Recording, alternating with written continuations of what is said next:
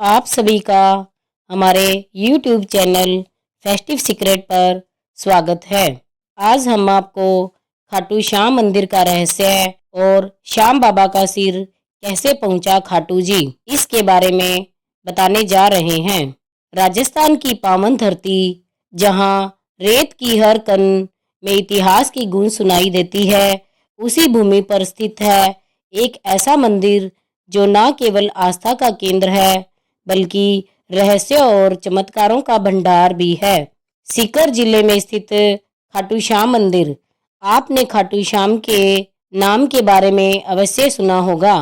उन्हें हारे का सहारा कहा जाता है और 3 बाणधारी के रूप में पूजा जाता है।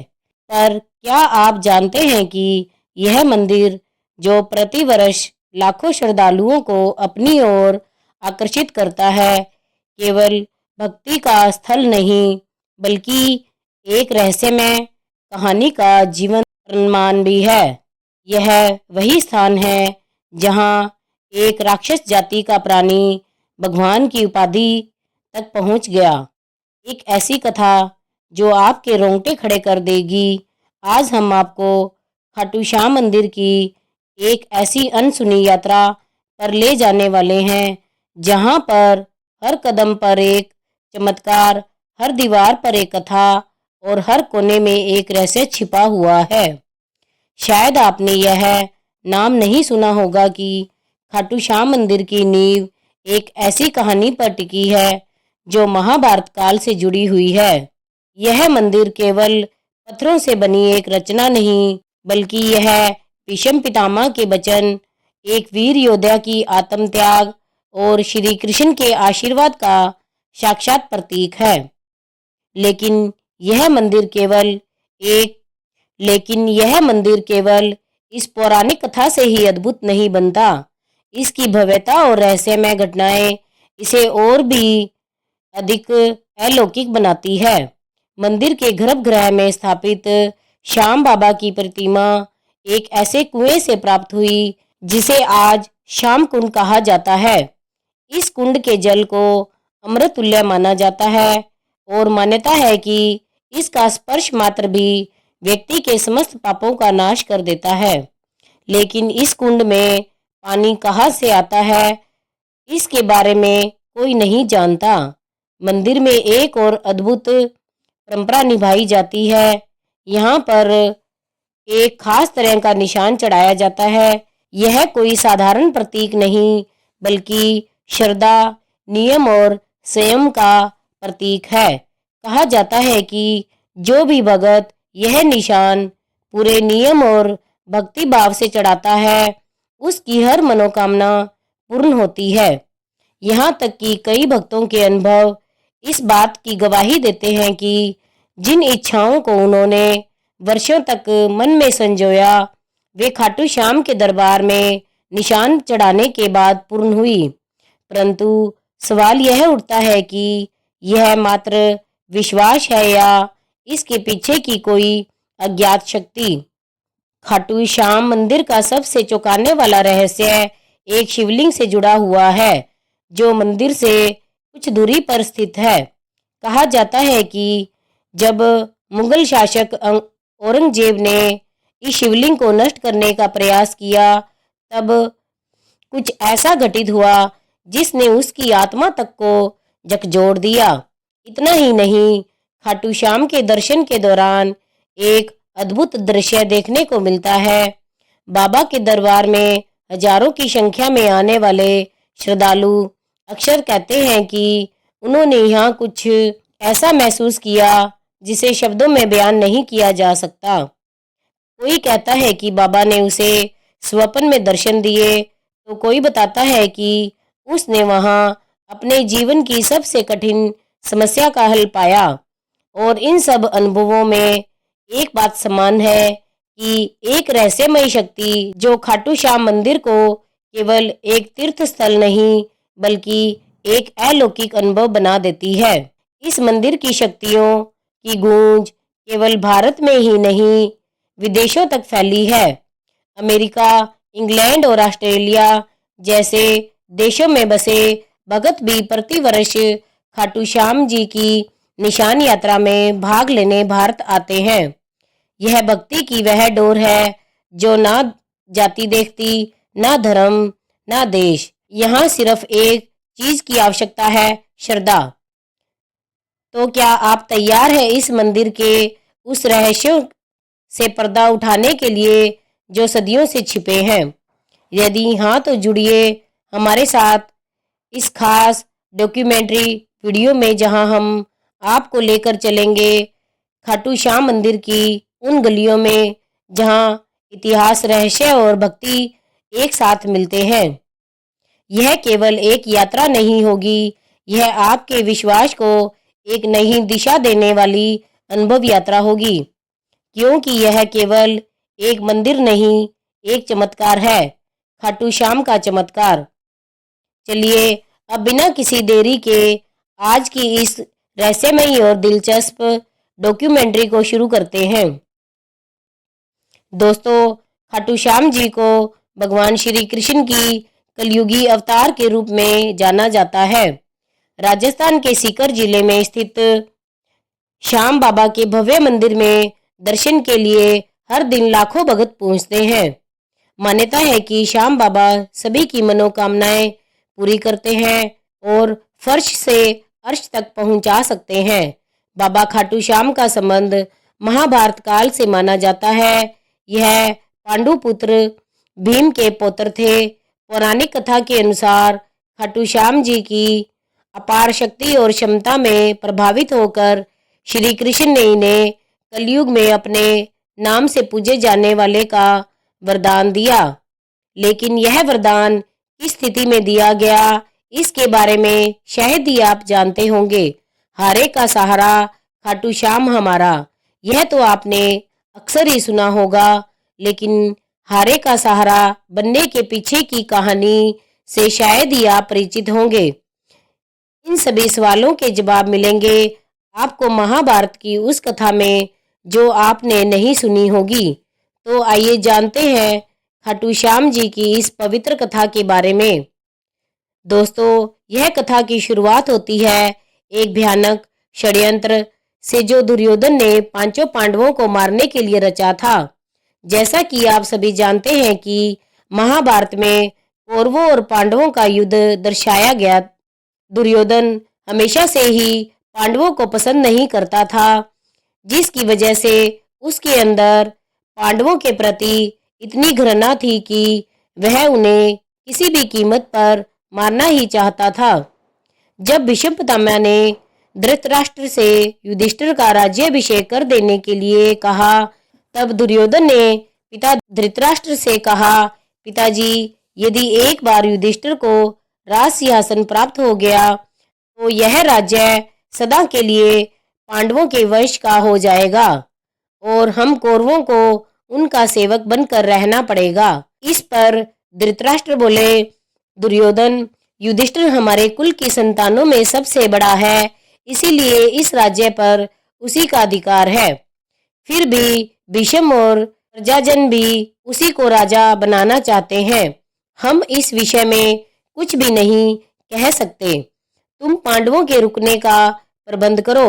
धृतराष्ट्र के वचनों को सुनकर दुर्योधन ने कहा, ठीक है पिताजी, मैंने इसका प्रबंध कर लिया है। बस आप किसी तरह पांडवों को वारणावत भेज दो।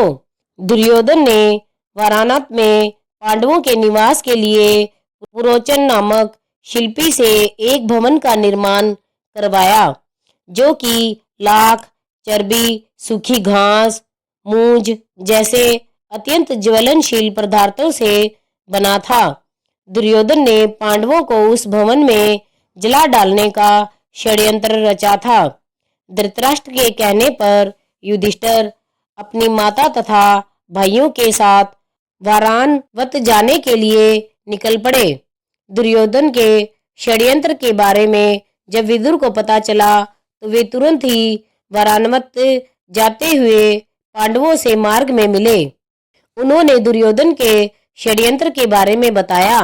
उन्होंने कहा कि तुम लोग भवन के अंदर से वन तक पहुंचने के लिए एक सुरंग बनवा लेना, जिससे कि आग लगने पर तुम लोग अपनी रक्षा कर सको। मैं सुरंग बनाने वाला कारीगर चुपके से तुम लोगों के पास भेज रहा हूँ। जिस दिन पुरोचन ने आग प्रज्वलित करने की योजना बनाई थी, उसी दिन पांडवों ने गांव के ब्राह्मणों और गरीबों को भोजन के लिए आमंत्रित किया। रात में पुरोचन के सोने पर भीम ने उसके कमरे में आग लगाई। धीरे धीरे आग चारों ओर लग गई। लाक्षागृह में पुरोचन तथा अपने बेटों के साथ भिलनी जलकर मर गई। लाक्षागृह के भस्म होने का समाचार जब हस्तिनापुर पहुंचा तो पांडवों को मरा समझकर वहां की प्रजा अत्यंत दुखी हुई। दुर्योधन और धृतराष्ट्र सहित सभी कौरवों ने भी शोक मनाने का दिखावा किया।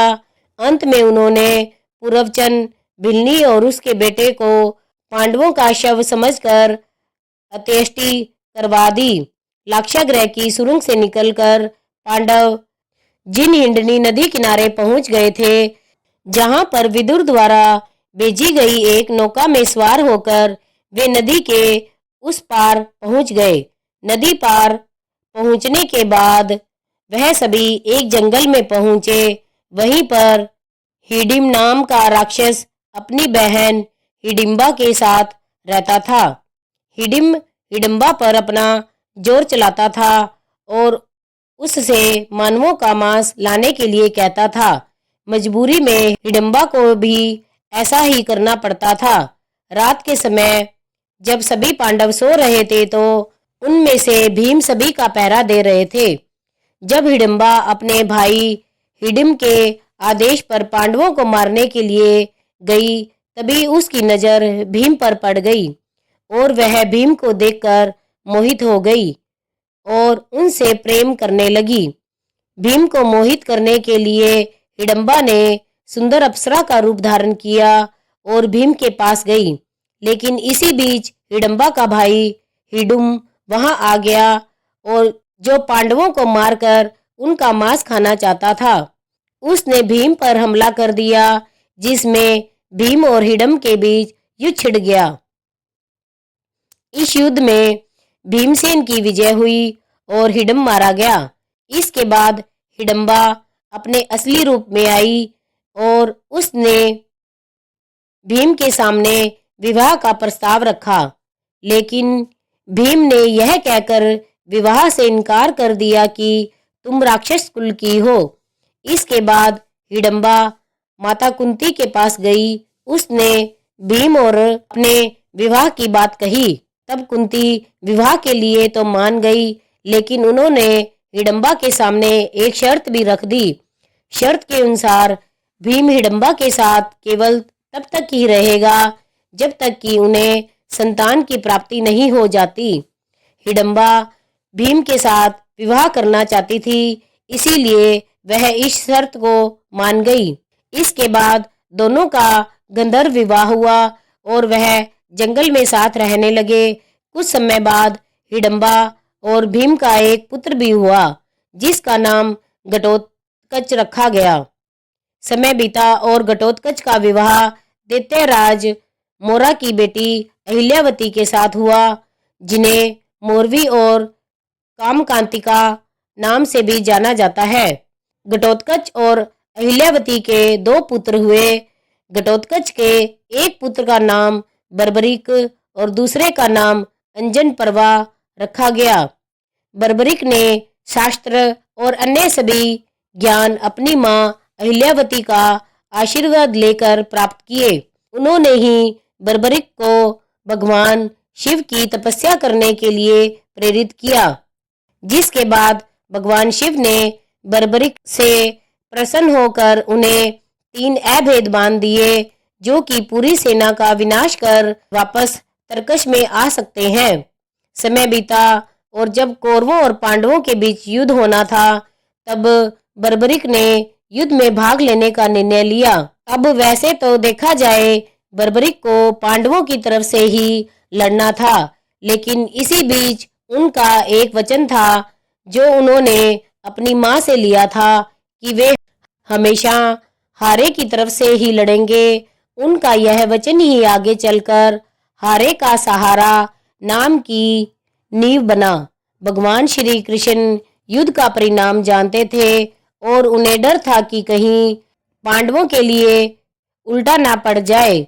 अतः उन्होंने ब्राह्मण का वेश धारण कर बर्बरीक का मार्ग रोककर उनसे पूछा कि आप कहाँ प्रस्थान कर रहे हैं। बर्बरीक ने अपना ध्येय बताया कि वे कुरुक्षेत्र जाकर अपना कर्तव्य निर्वाह करेंगे और इस पर ब्राह्मण रूप में श्री कृष्ण ने उन्हें अपना कौशल दिखाने को कहा।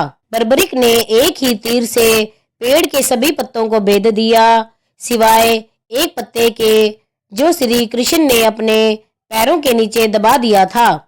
बर्बरीक ने ब्राह्मण रूपी श्री कृष्ण से प्रार्थना की कि वह अपना पैर पत्ते के ऊपर से हटाए वरना उसका पैर घायल हो सकता है।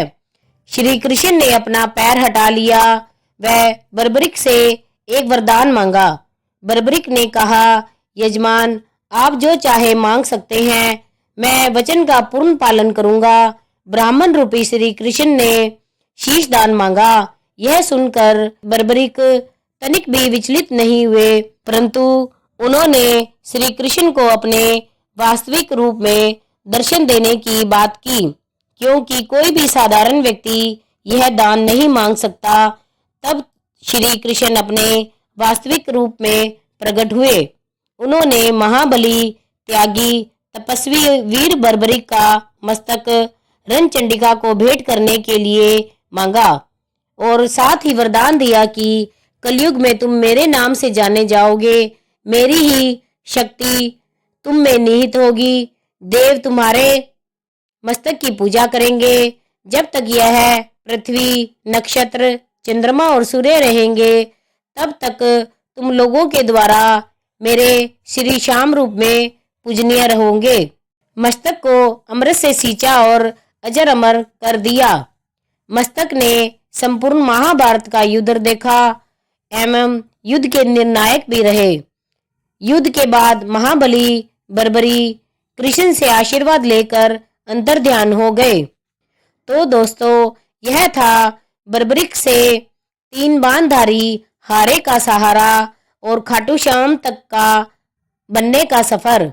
लेकिन यह सफर अभी अपने सही अंजाम पर नहीं पहुंचा था, क्योंकि जो आज हम खाटू श्याम मंदिर देखते हैं उसके बनने की कहानी उतनी सरल नहीं है। खाटू श्याम मंदिर के निर्माण का इतिहास भी कम उलट पलट से जुड़ा नहीं रहा है। आइए हम जानते हैं खाटू श्याम मंदिर के निर्माण का संपूर्ण इतिहास। वीडियो में आगे बढ़ने से पहले आपसे यह निवेदन है कि यदि अभी तक आपको यह वीडियो पसंद आ रहा है तो आप इसे लाइक और कमेंट में जय श्री खाटू श्याम जरूर लिखें। हमारे चैनल को सब्सक्राइब भी जरूर करें ताकि आपको इसी तरह से मंदिर की अच्छी जानकारी मिल सके। अब चलिए आगे बढ़ते हैं। कहते हैं कि जब समय चुप होता है तब इतिहास बोलता है, और ऐसा ही एक इतिहास आज भी राजस्थान की धरती पर गहराई से दफन है। खाटू श्याम का इतिहास। यह कहानी उस चमत्कारी स्थान की जहां कलयुग के वर्षों बीत जाने के बाद भी भगवान की उपस्थिति ने खुद को उजागर किया। न केवल यह घटना के रूप में बल्कि एक संकेत के तौर पर राजस्थान के सीकर जिले में स्थित खाटू नामक गांव, जो कभी साधारण सा प्रतीत होता था, अचानक आस्था और रहस्य का केंद्र बन गया। यह उस समय की बात है जब इस स्थान की धार्मिक पहचान अब तक धुंधली थी, किंतु एक दिन जब एक गाय एक विशेष स्थान पर पहुंची तो ऐसा हुआ जिसने सबका ध्यान खींच लिया। गाय जैसे ही उस जगह पहुंची जहां बाद में रहस्य उजागर हुआ, उसके थनों से अपने आप दूध बहने लगा। यह दृश्य किसी चमत्कार से कम नहीं था। ग्रामीण स्तब्ध रह गए और जैसे जैसे इस बात की चर्चा फैली, लोगों ने उस जगह को खोदने का निर्णय लिया। जब जमीन की परतें हटाई गई तो वहां से जो निकला वह एक साधारण वस्तु नहीं थी, वहां दबा हुआ था एक सिर, एक दिव्य मुखाकृति जिसने युगों से खुद को इस धरती के भीतर छुपा रखा था। इस रहस्यमय सिर को ग्रामीणों ने श्रद्धा से उठाया और एक ब्राह्मण को सौंप दिया। ब्राह्मण ने कई दिनों तक उसकी विधिवत पूजा की, यह जानने की प्रतीक्षा करते हुए कि अब आगे क्या करना है। लेकिन जिस उत्तर की उसे प्रतीक्षा थी वह एक दिव्य स्वप्न के रूप में खाटू के तत्कालीन राजा रूप सिंह चौहान को प्राप्त हुआ। स्वप्न में उन्हें आदेश मिला कि इस सिर के लिए एक मंदिर का निर्माण किया जाए जहां इसे विधि पूर्वक स्थापित किया जाए। राजा ने इस दिव्य आज्ञा का पालन किया और सन 1027 ईस्वी में फागुन शुक्ल एकादशी के दिन उस पवित्र मूर्ति को स्थापित कर एक भव्य मंदिर का निर्माण करवाया गया। समय बीतता गया। वर्षों बाद 10,720 ईस्वी में मारवाड़ के तत्कालीन शासक के निर्देश पर दीवान अभय सिंह नामक एक प्रतिष्ठित रईस ने इस प्राचीन मंदिर का जीर्णोद्धार करवाया। यहीं से खाटू श्याम मंदिर ने अपनी वर्तमान भव्यता प्राप्त की। जो मूर्ति गर्भगृह में विराजमान है वह अत्यंत दुर्लभ पत्थर से निर्मित है और आज भी उसी अलौकिकता के साथ पूजनीय है। खाटू श्याम आज न केवल राजस्थान बल्कि पूरे भारत में लाखों परिवारों के कुल देवता हैं। गुजरात के अहमदाबाद के पास लांबा गांव में स्थित खाटू श्याम का एक और मंदिर इस बात का प्रमाण है कि बाबा का आशीर्वाद हर दिशा में फैला है।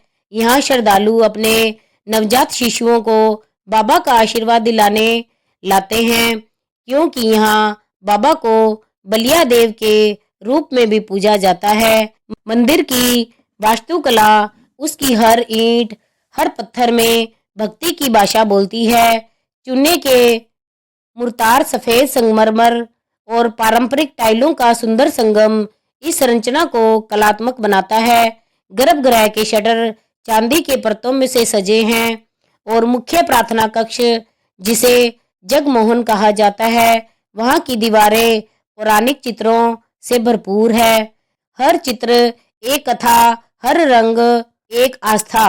मंदिर के मुख्य द्वार से प्रवेश करते ही सामने एक विशाल खुला प्रांगण दिखाई देता है, जहां श्रद्धालु बाबा के दर्शन के लिए पंक्तिबद्ध होते हैं। प्रांगण से कुछ दूरी पर स्थित है श्याम बगीची, एक सुंदर पुष्प वाटिका जहां से केवल चुने हुए पुष्प ही देवता को अर्पित किए जाते हैं। इसी बगीचे में बाबा के एक महान भगत आलू सिंह की समाधि भी स्थित है, जो आज भी श्रद्धालुओं के लिए प्रेरणा का स्रोत है।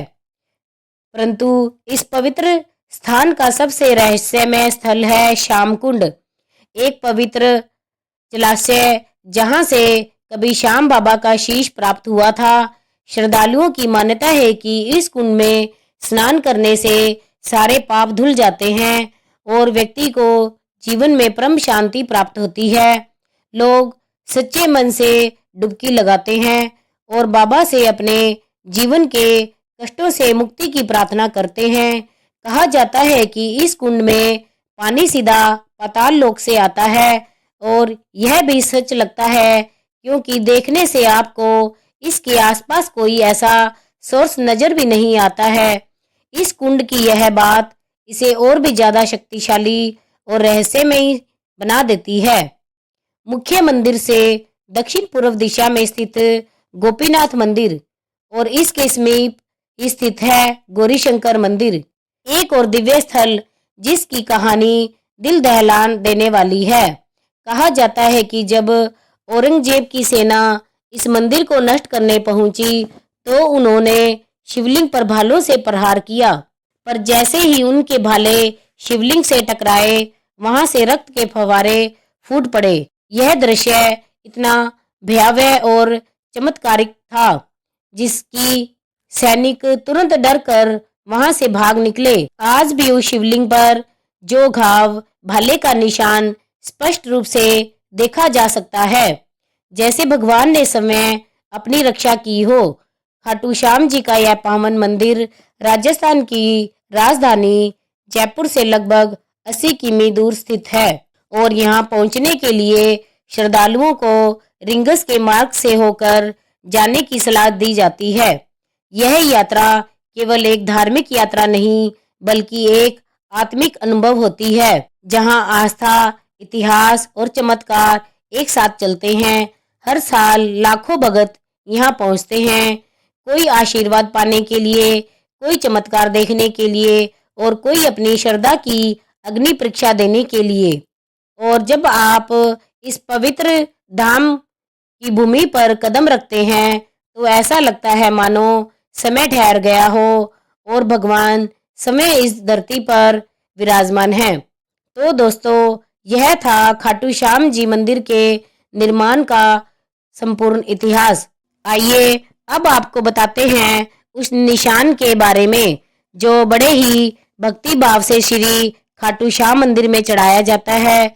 यदि अभी तक आपको यह वीडियो पसंद आ रही है तो कमेंट में जय श्री खाटू श्याम जी जरूर लिखें। खाटू नगरी की रज में कुछ ऐसा सम्मोहन है कि एक बार जो यहाँ आ जाता है उसका हृदय यहीं अटक जाता है। और इस अद्भुत नगरी की सबसे पावन परंपराओं में से एक है बाबा श्याम के दरबार में निशान चढ़ाने की परंपरा। यह कोई साधारण रस्म नहीं बल्कि श्रद्धा, समर्पण और विश्वास का प्रतीक है। जब भगत बाबा श्याम के चरणों में अपनी मन्नत लेकर आते हैं तो सिर झुकाकर केवल यही प्रार्थना ही नहीं करते बल्कि एक वादा भी करते हैं, हे लख दातार, हारे का सहारा, जब मेरी मुराद पूरी होगी तब मैं आपके दरबार में निशान लेकर पुनः लौटूंगा। लेकिन कई ऐसे श्रद्धालु भी होते हैं जिनका विश्वास इतना अडिग होता है कि वे अपनी मन्नत पूरी होने से पहले ही बाबा को निशान समर्पित कर देते हैं। उनके लिए यह यात्रा भरोसे की यात्रा होती है, जहां वे पहले बाबा पर विश्वास करते हैं और फिर फल की प्रतीक्षा करते हैं। यह परंपरा केवल आज से नहीं, सदियों पुरानी है। खाटू श्याम जी को चढ़ाया जाने वाला यह निशान, जिसे ध्वज भी कहा जाता है, एक अत्यंत पवित्र और भावनात्मक प्रतीक है जो बाबा के बलिदान और विजय का प्रतिनिधित्व करता है। सनातन धर्म में ध्वज में सदैव विजय का प्रतीक माना गया है और खाटू श्याम का यह ध्वज केवल कपड़े का एक टुकड़ा नहीं बल्कि उनकी अमरता, उनके त्याग, उनके अपार प्रेम का प्रतीक है। यह हमें उस दिव्य क्षण की याद दिलाता है जब भगवान श्री कृष्ण के आदेश पर युद्ध की विजय के लिए श्याम बाबा ने, पूर्व जिन्हें बर्बरी कहा जाता था, ने अपना शीश दान कर दिया था। उन्होंने अपना बलिदान धर्म की रक्षा और अधर्म के विनाश के लिए दिया और युद्ध का श्रेय भी समय नहीं लिया बल्कि श्री कृष्ण को समर्पित कर दिया। इसीलिए जब भगत खाटू श्याम को ध्वजा अर्पित करते हैं तो यह केवल मन्नत की पूर्ति का आभार नहीं होता बल्कि उस दिव्य बलिदान की स्मृति भी होती है। निशान के रंग केसरिया, नारंगी और लाल त्याग, शक्ति और भक्ति का प्रतिनिधित्व करते हैं। इन निशानों पर अक्सर श्री कृष्ण और श्याम बाबा की छवियां अंकित होती है। साथ ही पवित्र मंत्र भी जो भक्तों को आंतरिक शांति का अनुभव कराते हैं। कई निशानों पर मोर पंख और नारियल भी सजाए जाते हैं जो पवित्रता और सौभाग्य का प्रतीक माने जाते हैं। ऐसा माना जाता है कि सच्चे मन से चढ़ाया गया निशान बाबा को अर्पित की गई एक आत्मा की पुकार होती है जिसे वे कभी अनसुना नहीं करते। कहते हैं कि इस निशान के साथ जब भगत खाटू श्याम की नगरी में प्रवेश करते हैं तो हर कष्ट दूर हो जाता है, हर दुआ स्वीकार हो जाती है और जीवन में सब और मंगल ही मंगल छा जाता है। इस ध्वजा को चढ़ाने से पहले विशेष पूजा अर्चना की जाती है। भगत कई दिनों तक उपवास रखते हैं, नियमों का पालन करते हैं और फिर उस निशान को अपने हाथों में लेकर पद यात्रा प्रारंभ करते हैं। इस यात्रा को निशान यात्रा कहा जाता है और यह एक भक्ति की पराकाष्ठा होती है। एक भगत जब नंगे पांव हाथों में ध्वजा लिए रिंगस से खाटू श्याम तक की 18 किलोमीटर लंबी यात्रा पूरी करते हैं तो हर कदम उनके श्रद्धा के ताप से तपता है। रास्ते में भजन कीर्तन और श्याम नाम की जयकारे गूंजते हैं जो वातावरण को अलौकिक बना देते हैं। वर्तमान समय में भगत न केवल कपड़े के बल्कि सोने और चांदी से बने निशान भी बाबा को अर्पित करते हैं, लेकिन सच्ची भक्ति का मूल्य धातु में नहीं भाव में होता है, चाहे वह ध्वजा साधारण हो या बहुमूल्य।